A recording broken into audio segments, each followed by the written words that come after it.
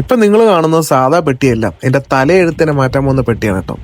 Day 2 of ഞാൻ സ്വന്തമായിട്ട് business തുടങ്ങി. സാധനം കട്ടിങ്ങും പാക്കിങ്ങും എല്ലാം കഴിഞ്ഞു. ഇനി മാർക്കറ്റിൽ പോയി ഇതിനെ സെല്ല് ചെയ്യണം. അപ്പൊ അതിന്റെ പരിപാടിയാണ് കേട്ടോ. എന്റെ ആദ്യത്തെ ബിസിനസ് ആയതുകൊണ്ട് ലാഭവും നഷ്ടം വരാം. നമ്മൾ രണ്ടും കൽപ്പിച്ചാണ് പോയട്ടോ. ഒറ്റ സാധനമായോണ്ട് ആരും വാങ്ങത്തില്ല എന്ന് പറഞ്ഞു. പിന്നെ ക്യാരറ്റും കൂടെ മേടിച്ചു. ഇപ്പൊ 2 ഐറ്റം ആണെങ്കിൽ ആൾക്കാർ മേടിക്കും എന്നുള്ള ഒറ്റ വിശ്വാസത്തിലാണ് നമ്മൾ ഇറങ്ങിയ കേട്ടോ.